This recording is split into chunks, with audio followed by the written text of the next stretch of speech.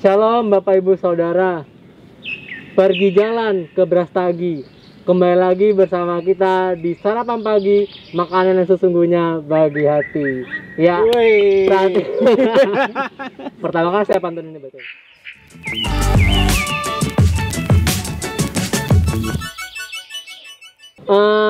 Kita di sini akan membahas satu topik yang menarik ya bersama bintang tamu kita hari ini, Ko Ali. Selamat pagi Ko Ali. Selamat pagi Dimas. Ya, jadi kita akan membahas satu topik yaitu tentang topeng. Wah, menarik sekali ini Kak.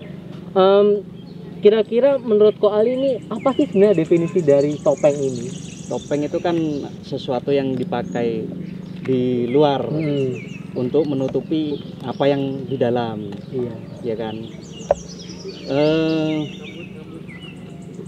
Teringat ngomong topeng ini sebenarnya ini refleksi aku pribadi, dan aku berpikir ya kalau kita semua mau jujur kan, sedikit banyak pasti ada topeng-topeng yang melekat di kehidupan kita. Aku sendiri juga ada topeng-topeng, baik itu mungkin ada yang masih belum aku sadari, dan ada yang juga aku sadari banyak juga di ketika kita bersosialisasi, bermasyarakat, bergaul dengan orang-orang lain, kita pengen terlihat, kita akan pengen mencitrakan diri kita itu seperti apa, dengan mencitrakan diri yang terlihat baik, entah itu meskipun sebenarnya tidak seperti itu. Pengen mencitrakan diri terlihat ringan tangan, suka menolong, pengen mencitrakan diri itu dermawan, pengen mencitrakan diri itu orang yang rendah hati, dan pencitraan-pencitraan yang lain lah. Dan di sini maaf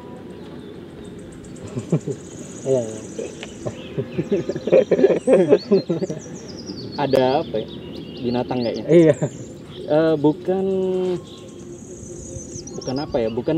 Bukan aku mau bilang pencitraan itu hal yang buruk, tapi pencitraan yang dibuat-buat itu tidak pas rasanya. Kita baca sama-sama di Matius 23 ayat 28.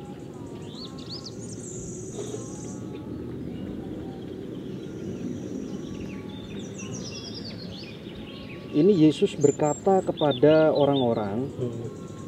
Yesus bilang seperti ini, demikian jugalah kamu, di sebelah luar kamu tampaknya benar di mata orang, tetapi di sebelah dalam kamu penuh kemunafikan dan kedurjanaan.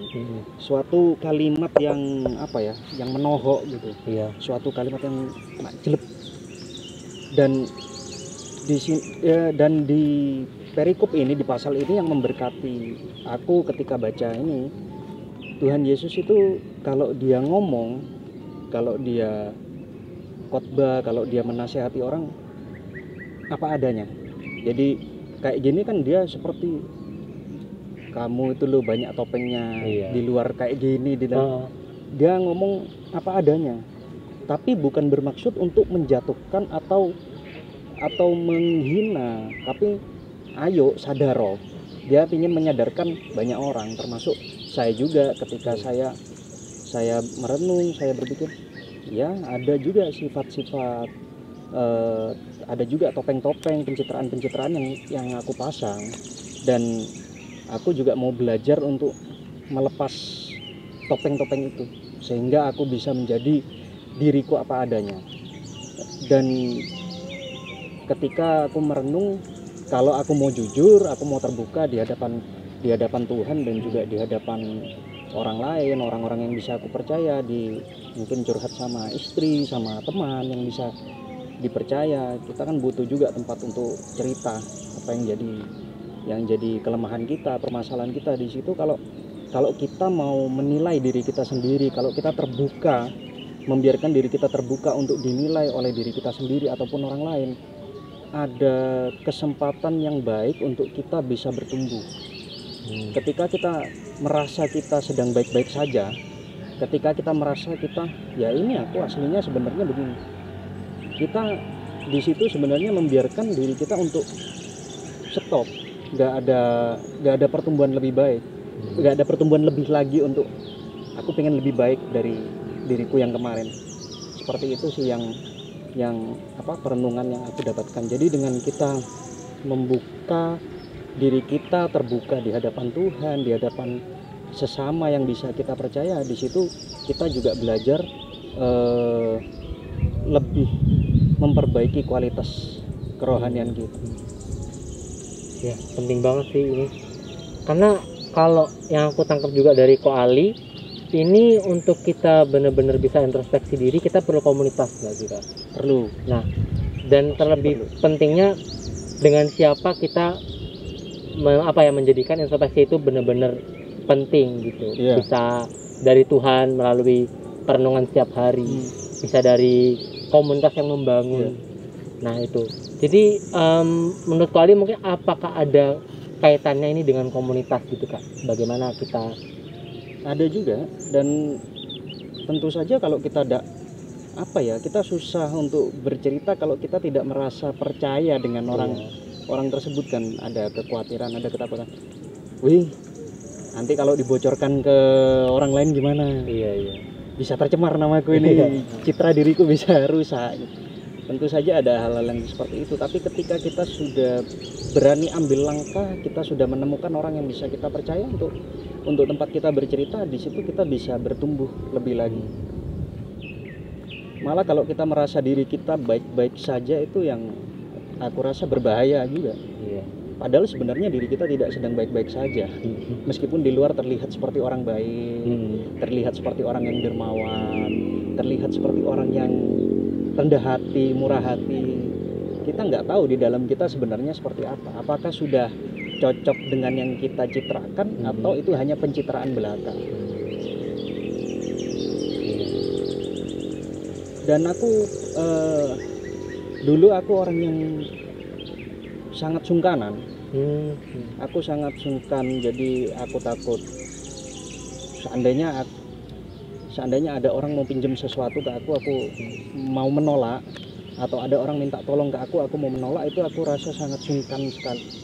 Karena aku takut dinilai orang tidak baik, kok pelit, kok cerean. Padahal ketika ya seiring berjalannya waktu aku merasa ketika kita berani menolak orang, ketika kita berani tidak sungkan, di situ kita semakin dewasa. Aku merasa seperti itu sih. Jadi lebih baik ya seperti itu. Kalau memang kamu nggak seret, kamu nggak pengen minjemin, ya udah ditolak aja.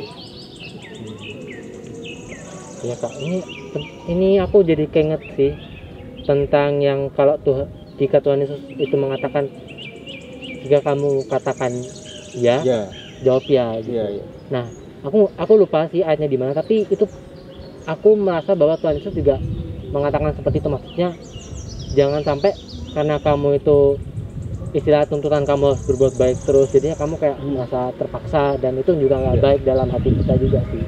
Itu ya, di luar kan seumpama ada orang mau pinjem, ada orang mau ngutang lah seumpama. Gimana ya, sebenarnya kita nggak mau ngutangin, tapi kita terpaksa ngutangin supaya kita terlihat baik, supaya kita terlihat kita ini murah hati, tidak cerai. Tapi di belakangnya kita ngedumel toh. Wah, kok utangan wong iku kok gini gitu. Iya kan. Dan aku sendiri belajar, aku tidak pengen di luar dan di dalam beda. Itu yang aku pengen ini juga. Nah, kalau gitu aku mau tanya sih Kak, mungkin Kakak ada langkah konkret nggak supaya kita bisa benar-benar tegas sama diri kita sendiri, supaya juga nggak ada topeng apa-apa gitu. Maksudnya kalau ya menjalankan apa yang memang Tuhan mau, jika kamu katakan ya, katakan ya. Mungkin Kakak ada satu langkah yang memang bisa kita lakukan dalam kehidupan kita sehari-hari. Kalau itu aku lupa, cuman maksudnya aku sendiri kalau sudah tahu ayat ini, coba aku praktekkan. Ada pernah saat itu, jadi di di remaja kalau nggak salah kayak Victor pinjem gitar ke aku untuk pelayanan remaja. Saat itu aku sayang mau minjemin gitarku itu Eman, terus terang Eman. Aku nggak peduli itu mau buat pelayanan atau mau buat apa, ya ini aku mau belajar. Saat itu ya aku mau belajar, aku tidak menipu diriku sendiri dengan terlihat baik di depan orang. Jadi saat itu Victor minjem gitar, tak tolak, enggak Vic, aku tidak mau minjemin gitarku. Iya. Dan ini berbeda sama gitar yang kamu pinjem. Waktu itu gitarku lebih bagus daripada yang kamu pinjem. Iya. Kamu kan kemarin minjem gitar ke aku kan. Ah. Ya saat itu tak tolak sih. Dan ya memang kalau menolak orang itu ada apa ya? Iya. Ada pikiran macam-macam lah. Nanti dikira cerewet, dikira wah buat pelayanan godaan. Tapi aku mau ngambil langkah untuk aku berani apa ya? Ya berani menjadi diriku apa adanya. Berani ngomong apa adanya itu. Kemarin juga ada temanku mau minjem uang, ya aku ndak rasa mau minjemin, ya tak tolak sama aku. Ya. Pertamanya memang sulit, terutama pikiran-pikiran kita sendiri kan. Nanti kalau aku nggak ditemenin lagi, nanti kalau aku dimusuhin, nanti kalau orang lain lihat aku buruk gimana seperti itu. Tapi lama-kelamaan ketika dari satu langkah itu, langkah-langkah selanjutnya akan terasa lebih mudah. Ya. Maka ini juga kita perlu hikmat sih Kak untuk Ya, ngungkapinnya supaya juga nggak ada rasa sakit hati antara satu dengan yang lain. ya. Ya. Mungkin ada 1-2 kata lagi yang mau disampaikan kepada jemaat. Ya kalau aku menghimbau pada Bapak Ibu penonton di rumah semuanya, kita sama-sama belajar menjadi diri kita yang apa adanya, yang lebih terbuka. Kita coba mengintrospeksi diri dan coba lihat sih apakah masih ada topeng yang terpasang di dalam diriku ini, dan di situ kita bisa bertumbuh ketika kita sudah menyadari topeng-topeng citra-citra palsu yang kita pasang untuk diri kita sendiri. Kalau kita sudah lepas itu, kita bisa bertumbuh menjadi anak-anak Tuhan yang lebih baik, tentunya menjadi anak-anak Tuhan yang tampak luar dan dalamnya itu sama. Itu aja dari aku. Ya. Terima kasih banyak Pak Ali. Terima kasih juga buat kesempatannya. Ya. Memberkati. Pemirsa, sekian sarapan pagi kita hari ini. Terima kasih dan Tuhan Yesus memberkati.